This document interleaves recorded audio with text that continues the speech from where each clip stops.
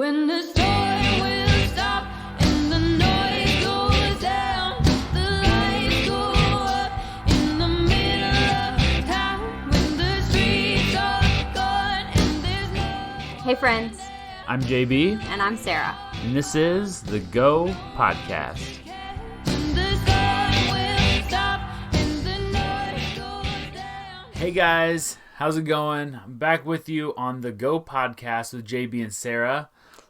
Hope you all are sheltering in place very, very well. I hope you're all not too bored yet. Yep, I'm sure you are. I'm bored out of my mind. All the creative things that usually keep me happy and satisfied are just not the same. The sparkle is dulled. Is that correct? The sparkle has dulled. Sparkle? The creative sparkle? The sparkle, yes, of creativity. And it's like, okay, well, I can do this and this and this. And now it's like, ugh. All I can do is this and this and this. We're going to be really uplifting today at the Go Podcast. Really positive and uplifting. Maybe not. It is getting old to be locked away. Yeah. I feel like Rapunzel.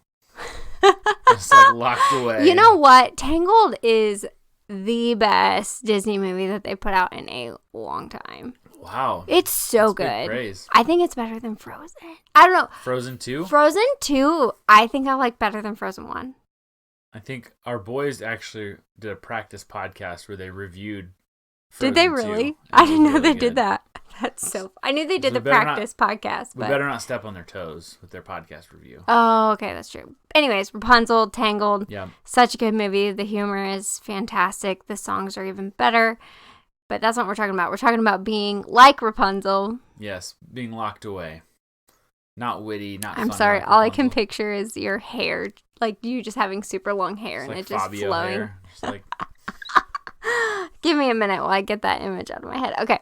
So, is it a good image?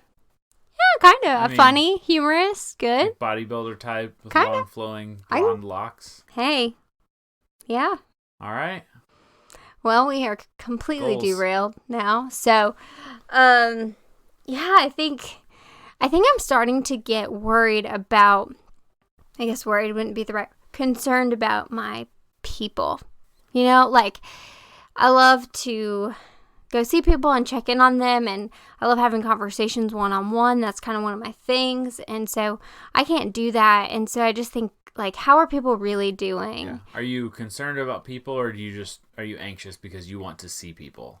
I think it's probably a mixture of both. Maybe I'm using that as a ploy to want to go see people, but I think it's just hard to know how people are really doing. I know it's easy for me sometimes to be like, yeah, things are great, we're doing well, because to stop and really share if there's a lot going on is difficult. It's challenging to do that over a text message or a phone or even Zoom. I love it, but it's hard to make those connections be the same. Yeah. They are still beneficial, but... Yeah, I kind of hit a point with Zoom where it was like my social outlet, and I looked forward to getting on Zoom calls. Mm-hmm. And now I'm just like, I've got Zoom calls. Like, I got to go into the church last week to record a thing for service, and it was so nice just to see other humans. Mm-hmm. Like, that weren't just like grocery store people. Those Grocery store I know. people. I was like, You know guys, those it's so good to see you. I was going to say, you know those grocery store people, like, go home and are, like, real people, right? They're just bots that have been planted there. It's kind of like that concept, like the teacher. You think the teacher stays at the school and never leaves. Right. Like, is that how you see grocery store Exactly. people? They're like Charlie Brown's teacher, and they're like... Oh, Anyway, goodness. I am over being quarantined. Is there anything that you're learning currently by having to be in this season of stopping or... I feel like the first 3 weeks, maybe a month, I was like, yeah, I'm learning a lot. Now I'm like, get me out of this. I have noticed you've been a little more antsy lately. I'm ready for life to get back to normal. But then there's also the part of me that's like, maybe this is the difficult part that we have to push through in order to really like make progress in like reverting our society into a slower pace long term. I get what you're saying. Everybody's Okay. chomping at the bit. Yep. Like, Yep. we've been in Muncie and Fort Wayne. I feel like people are just over it. They're out. They don't care. Menards is just insane all the time. That's true. And yeah, it's just I think that's where people are. But I think it's like if we can push through this season, like still trying to obey the stay-at-home rule, then I don't know. Maybe that'll be beneficial to society in slowing down. I think that's super interesting because it's almost like that refining process where, for me at least, I want it to be pretty quick, short and sweet, and to the point, and then move on with my life. But it always is those last few seasons of it, or I guess the last few weeks of it, or whatever it is, that real work is done of what if it doesn't change? You know, like what if this is longer than we want it to be? And I don't think it will be that way. I think we'll get to go back outside with people and be with our people that we love. I think it will get back to that. I truly do. And hopefully soon. But I think that there's still a lot of work that can be done in our souls that maybe this final few months, weeks, I don't know, whatever it is, days. Please, Lord, let it be days. It could shift something in our soul that really needs to be shifted. I can feel it within myself where I get frazzled and I'm like, okay, I need to do this, this, and this. And it's like, actually, like, I don't. I'm okay. I can calm down. I can just enjoy this moment. That can just have some peace. There's nowhere to go and there's nothing to do. And that's a beautiful thing. Yeah. It is kind of nice when I do set up a meeting to be like, well, I'm pretty much available. Like, when are you available? Zoom meeting, of course. I think that can be challenging on the other end, too, because then it feels like work is all the time. Right. You know, so just keeping those boundaries of, oh, no, this isn't work time. This is family time, or this is home time, or this is Saturday or Sunday. I felt a weird tension of, like, am I actually doing anything? Like, am I working? But then also, like, all right, I need to stop working so I can be with family. And it's like, it's a really everything weird is feeling. like blended together, mushed together right now. I feel like the days are work mode, family mode, all of that. But I've been noticing some cool things in our kids, and something that is cool that's been happening in Jonathan and I's lives is that we are in the process of moving into our new home. Yes, I was wondering where you were going with that. Like, we are. I didn't know what you were trying to say. 45 people think I'm pregnant, probably. Do we have 45 listeners on our podcast? Hopefully they didn't turn it off after you said, we are... not pregnant! I feel like anytime we have news or anything, people are like, are you pregnant? Because I was pregnant for, like, it felt like 7 years. But we did buy a house. We bought a house. Super exciting. Yes. We bought a house. We're really excited. It's right where we want to be, in the neighborhood we want to be in. We've already felt some welcoming from our neighbors, from just, like, online. Distanced. Yes, that won't last too long. Hopefully we'll get to meet them and all of that. But we're super excited. Yep. And the house needs some love. Yep. So we've been loving on it for the past week or so. And it's been good. We're just ready. We're ready to have our own space. But we're really excited that, like, we kind of feel like God kind of saved this house for us in order to use it for him. In a lot of ways. Yeah, we love to host. We love to have people over, and it's got this great big deck in the back that I think will be used a lot with our friends, and it overlooks the yard, so then I can just picture our kids all playing out there being crazy and us sitting on the deck, and I'm really excited about that. I think what's cool... Yeah, go ahead. Sorry, I've just got a really exciting idea. Go for it. Go on. No, you go. What's cool? I was going to say how this house came on the market November 1st. Yep. And November 1st was the first day Jonathan was done with 12 Stone. Yep. Like, he was finished with his job there. First day of unemployment. Kind of scary, but still, we're like, okay, we're going to be good. Yep. And to me, that those little things are things that I notice because that's how God communicates to me. Like, when we moved down to 12 Stone, God gave you that job starting a day before you would have needed it, right? You know, before we would have needed it financially. And so those things I just spot because it feels like God is really intentional in the details. And so even though we didn't buy the house right then, it was getting ready for us. And we're really excited that no one else snatched it up and we're going to make it home. And the boys are pumped about it. So Yep. yay for the Baldwins. Yay. My really exciting thing, I think we have a good space to do a giant slip and slide in our backyard. I think you're right. I think that's going to be awesome. Oh, gosh. I immediately thought broken bones. So I think that's like It'll be safe. We'll put hay bales up around it. totally in mom mode. Oh, gosh. Yep. But You had a lot of mothering in youth ministry, which is potentially scarier than mothering in real life at times. yeah, I think so. The kids usually call me Mama Sarah, which I just love. Yep. But yeah, so, and what's exciting for me about this is to unpack my suitcase and Not use it for a little bit. yeah, so I packed my suitcase up December 20th of last year. And I've had some periods where I've gotten all of my clothes out of it, but not long, maybe a couple weeks. So it feels a little bit to me like we have been living out of suitcases since December. Yep. And so to like unload our stuff into a closet and be like, this is where you stay. This is I just want my clothes to have a home, you know? Yep. I think we closed on the house exactly a year after we like put earnest money down for the house that we bought in Georgia. Yeah. Yeah, again, when like that stuff happens, I'm like, why, God? Like, why have we had so many transitions and things like that? I'm not sure if I shared this on the podcast last week or not. So if I did, forgive me. But God just continually reminds me that he's home, that Jesus is home. That even if I've got my green suitcase packed, that's super cute, that's important. But even if I haven't, big and heavy. It is. I'm sorry.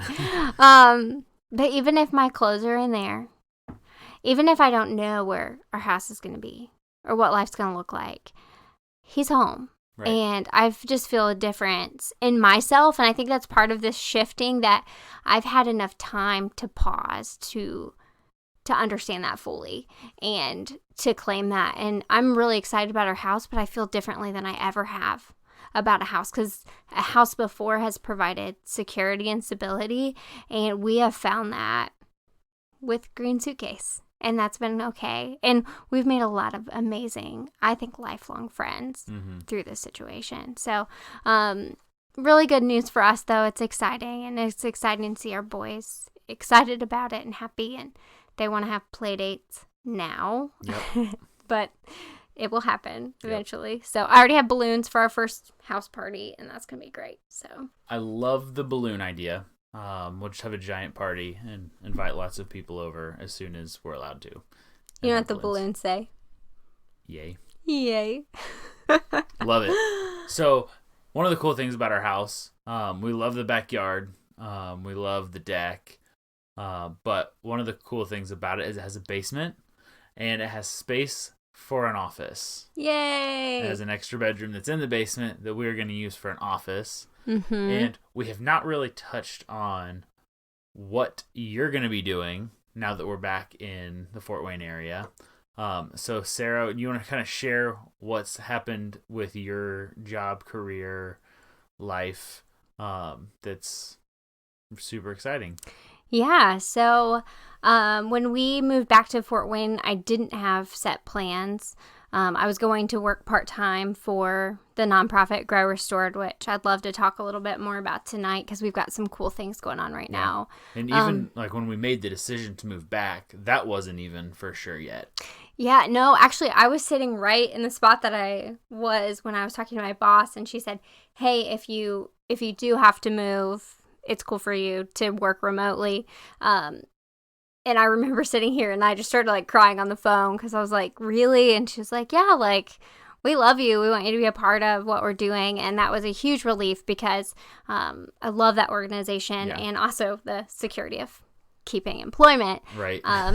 But then the second part was, where would I counsel? So that's really important to me to do that work. And there's been a lot of investment in our part in our marriage to get that degree and be able to do really that. Hard to get that degree. And you worked really, really hard to let me do that. Yep. So that's a big deal. So I was just thinking about, what am I going to do? The counseling center that I worked for before wasn't open anymore, and so I wasn't going to be able to go back to that, which was hard to think about. But then just thinking about jumping into another practice, didn't feel right. And so I started to kind of tease the idea of what would it look like to start my own practice. And that really scared me because it's a lot of work. It's a big jump to go out on your own. And I wasn't sure. So then... it's not just, hey, I'm going to counsel people on it's starting a business. So there's like, a couple elements there. Yeah, I always pictured it happening later. I'd have a few more years under my belt, and then I would open my own. Funny thing, I think we're older than what you picture us being. I'm not that old. I think you should take that back. I am. I said we. I didn't say you're old. So many things are covered when it's a we statement and not a you statement. True. I'm smart. You are so not smart. Dumb. I've trained you well. So actually kind of how it started really becoming a reality was that County Line started talking about me possibly headed that way. Yeah, there was just seemed like a lot of questions. Like, hey, she's a counselor. What does she do? Can we partner, kind of? Yeah, and something that's really important to me is to not assume that a church would want that.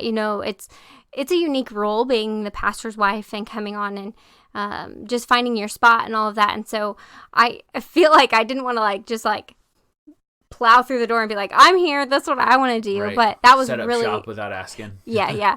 I don't want to be that guy. So anyways, they started asking questions and I started getting really excited and was trying not to be really excited about it, but I was really excited, and then had some conversations and it just all seemed to fit. And so I opened my counseling practice.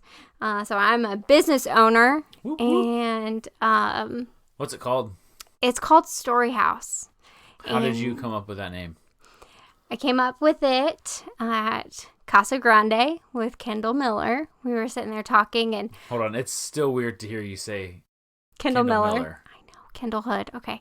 No, Kendall Miller. Yep. But her and I were having Mexican, just talking, and I was telling her how I really wanted to use the word story because that's so important to me. I'm fascinated with people's stories and how they can change and how they can start in one place. And that's been a big theme, not just with counseling, but with ministry in our lives and the story we're writing, and just the whole thing. Absolutely. And so story was a definite, but I didn't know what that would look like or what words. And we were talking about story counseling, but that didn't seem right. And then Kendall just suggested, what about just Story House? And I was like, you are the best person ever. I love that because it feels like it's this safe place for people's stories. Yeah. You can come here, you can share your story. It's safe. We can heal it here, and it can be transformed. I love seeing that. That's the privilege of a counselor, and we don't always get to share, those. We never get to share those moments, but we can share the general thing of people changing and transforming. But those individual stories coming in, not knowing where to head, and then just telling their story, and then just these subtle shifts start to happen. It's like watching a movie, right? Where you've got that main character and you're rooting for them. Even when they do stupid stuff, you still want this happy ending. And I'm not saying that every client that comes in, there's this beautiful happy ending. Right. But so many times it's like, oh, I have power over my story. And I get to decide. And they come to that realization, the client. Yeah, absolutely. So that's why we're calling it Story House. The idea is that you can transform your story here. I like that you talked about it being subtle shifts. That it's kind of like that concept with a boat, just a small shift in I think it's the rudder, and it just turns it in a completely different direction over time. Yeah, and that happens in lots of different ways. Narrative therapy is one of the main theories that I use when I work with clients, and I'm assuming narrative meaning kind of like their story. Yeah, it's really wrapped around them telling their story, but then we create these narratives in our head that could or could not be true, but then we make them true in a certain sense. So if I believe that no one likes me, that's a narrative that I've either been given or that I've created, but regardless of how it came to be, it's one that I've adopted. And if I've adopted that, then I'm going to live that out, and that's going to be my story. Right? That I'm going to feel that way. It might not be true at all. We assume things all the time that aren't true, but if we could change that story that we believe, that we belong, that we are loved, then that you can just see how that ripple effect, how that can like subtly, that subtle shift that could happen in a counseling session one-on-one with a person. Like, it's so cool. So it's a privilege to get to do this work. And so cool for me because, to be honest, when we left Fort Wayne the first time, I thought it was a dead end for my career. And then when we left... I remember you were looking for HR jobs in Georgia. You're like, maybe I should just go back to HR. I was kind of like, screw it. Like, I tried. This is just too hard. Say that on the podcast? I can say screw it on the podcast, It's our podcast. That's true. We can do what we want. We can do whatever we want.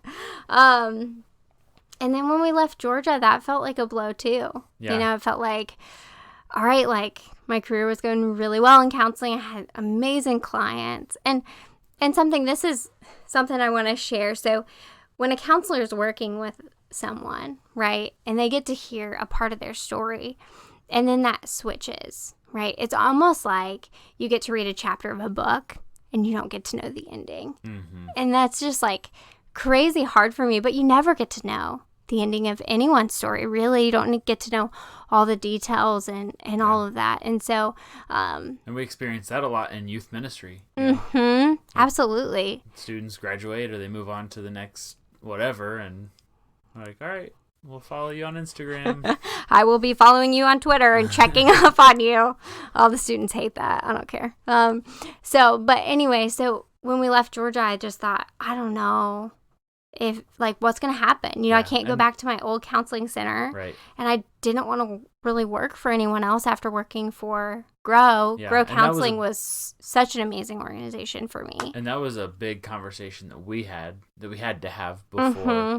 I mean, I felt like I can't move you from this job that you've got here. Absolutely. You know, like you were excelling, you were doing really well, you loved it.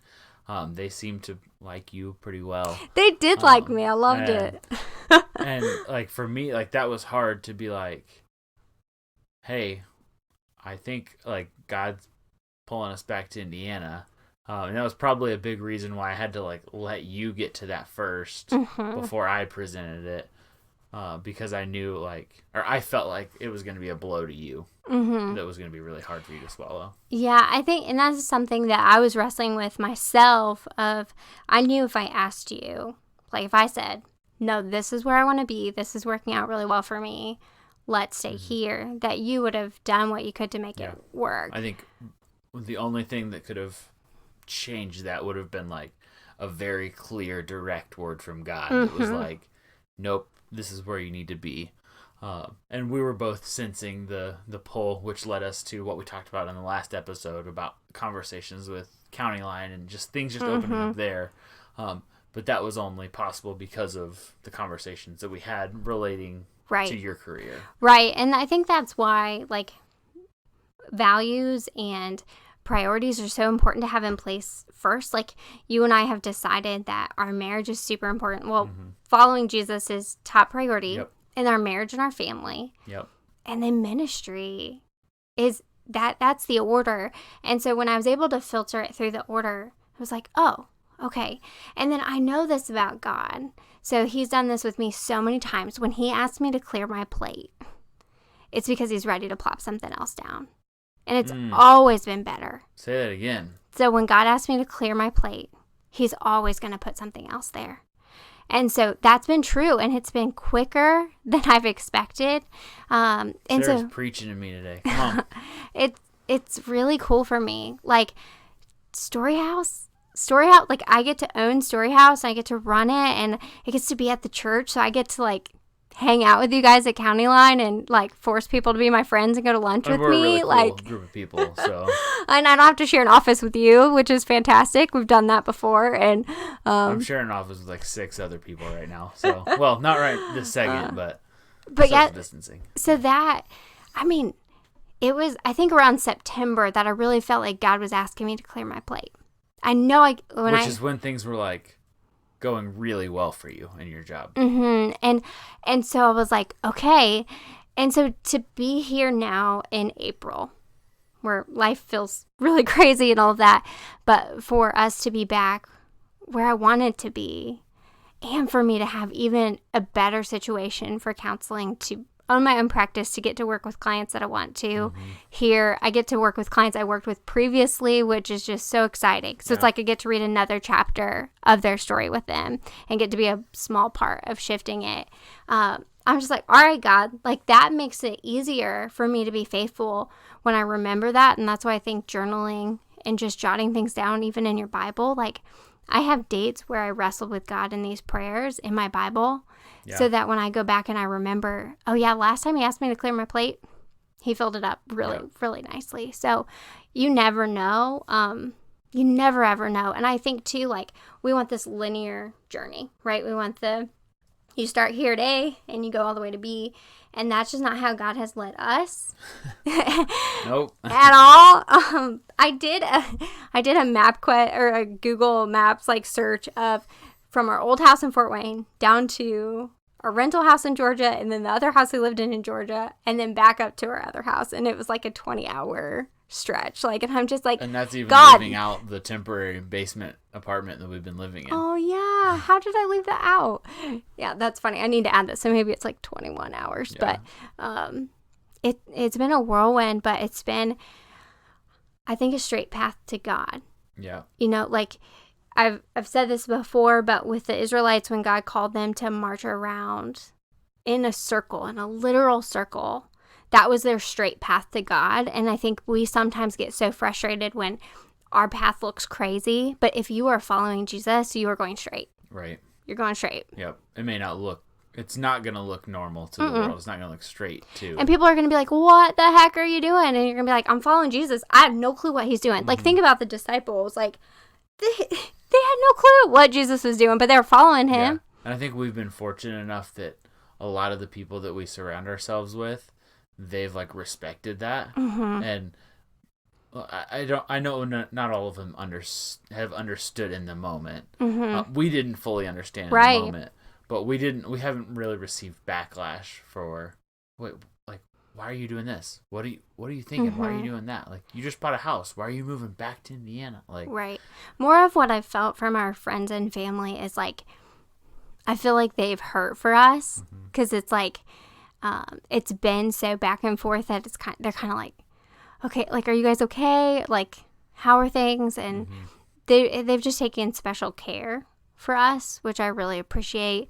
But they've been really supportive. And I got to have a cool conversation with my friends a while ago about just like, if I really want to have a faith that passes understanding, then I'm probably not always going to understand. Say it again. So if I'm going to have a faith that passes understanding. So a faith that I think people can't understand. Yeah, or so that just doesn't, it's not understandable. Here's what I think I'm trying to say. So what's the Proverbs 3:5? So it's like, trust in the Lord with all your heart and lean not on your own understanding. And so if I'm not going to lean on my own understanding, then I might not understand what God is asking me to do, but that doesn't mean I'm not supposed to do it. And so when I have a faith that trusts God beyond my logic, then I'm in the right place. And so there's been times where I'm like, this makes no sense. Yeah. Like, it makes no sense when we talk about the fact that it was a year ago that we were putting money down on a different house that we ended up selling and all of that. It makes me crazy. Like, the human side of me is like, what the heck? Yeah. But now I'm like, okay, Jesus, you do your thing. I'm just going to follow. Yep. And that's the whole Jesus is home piece. Yeah. Right? That I'm okay. I can have my green suitcase. I can be at my mom and dad's. I can be in our basement apartment at the farm. Or it can be in our house. Yep. And I'm okay. Yep. I think the house in Georgia, we've talked about this. Like, you talk about Jesus' home. But I think, like, God allowed us to have that house to get us through a season. Like, because that was kind of our home base. And we got to, like, put effort into that house and making it nice and fun. And it had a pool, like a neighborhood pool that we spent a ton of time with the boys. Yep. And we had a lot of people visit us. So yep. we had a good time. Yeah. Jump back to Story House. Yeah. Scariest thing about starting your own practice? Ooh. This was an unprompted, unscripted question, so. I think the work. So part of my personality is that I can think of 45 things to do. Like 45 ideas, let's get them rolling. And so just pacing myself well of what's realistic for this year. what's a good idea, what's the best idea for this year, rather than let's do all 10 of them at once. So one of the things that I'm going to start doing, I'm making a starter kit for my clients. And so I'm really excited about this. It's kind of like one of those like fun fit fab boxes a little bit, where it's got I don't these. know what fun fit fab is, but I hope I said that right. I'm like not real into it, but I see people like with these cute boxes and It's they like, open yeah, it and there's the all monthly- these samples. yeah. Yeah.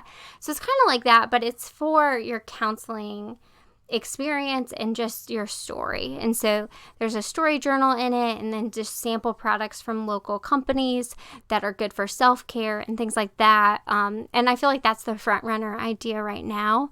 And I can do other ideas later, but Right. that's the first one. And so that's what I just want to be careful about, how much work I decide to do. how much within extra it. stuff you add to. Yes. Yep. Yes. Cool.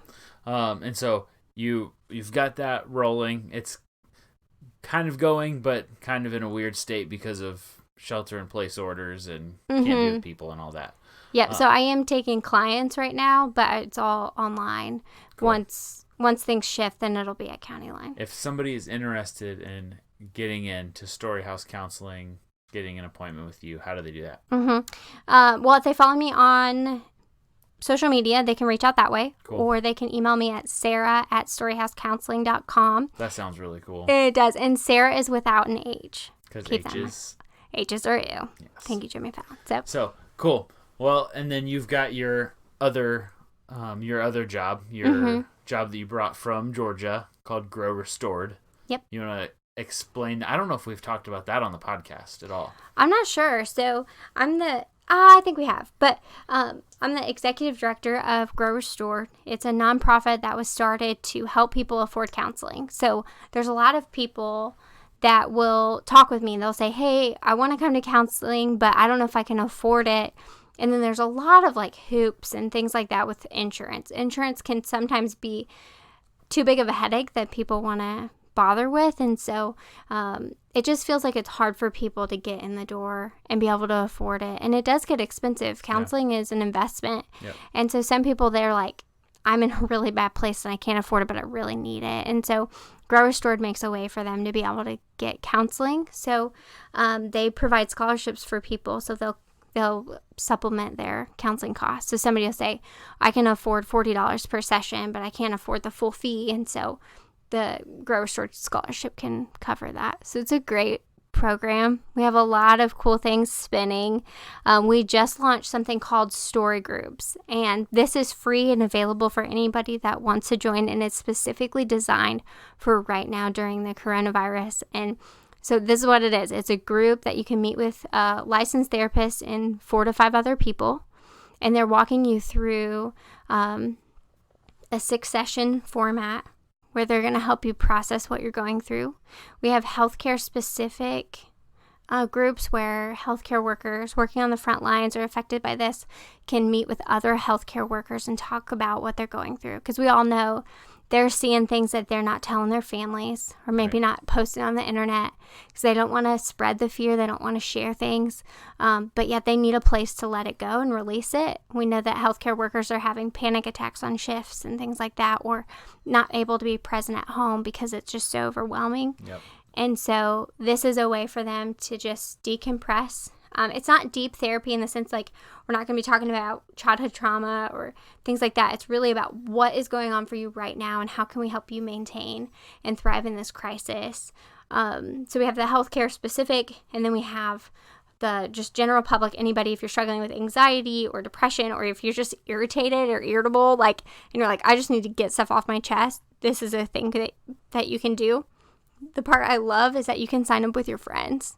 So let's say you have somebody in your life that is a friend of yours and you're not sure really how they're doing and you don't know how to help them, and you say, hey, why don't we join this support group? I know it seems kind of weird, but I think it'd be really great for us to hop on together once a week for an hour with a therapist and a few other people. And we'll just talk about what our mood's been like and how we're experiencing this. What's cool is there's a story journal that goes along with it. And so it helps people document their story through the coronavirus, which is just... So I knew about the story journal. So that Yes. accompanies your experience in a story group. Correct. So Fun. what's really cool, it even gives you a timeline. So you timeline what's been happening in the world and in your nation and in your community, but then also you timeline on the bottom of the line your personal experience. So for us, like, we'd be like, okay, well, you know, I started a business and we bought a house, and like, those aren't normal things, but that's things we're going to want to tell our grandchildren someday when they ask us, what were you guys doing during that? Well, we were busy, you know, like, so anyway, so that's story groups. If you're interested in that, just reach out to me. I'll be happy to get you connected with a group. We have therapists ready for groups, and we've got groups started, and it's a really cool thing. Yeah, if I'm correct me if I'm wrong, but it has to be, your therapist has to be in the same state as you, right? Yes. So what states have story groups available right now? I actually don't have a full list for you, but definitely Indiana, definitely Georgia. Okay. We have Tennessee, Kansas, Washington. Are you serious? Texas. Oh, yeah, we got a good group of therapists. I didn't know that. Yeah. That's super cool. Yeah. So we're really excited about that. I think it's Therapists are super excited. Like, you've told me some of the conversations you've had and with just the therapists, and like how excited they are to be leading these groups. So they're there, they're available. Like, take advantage of them. Yep, you can sign up this week, and we get you rolling with a group soon.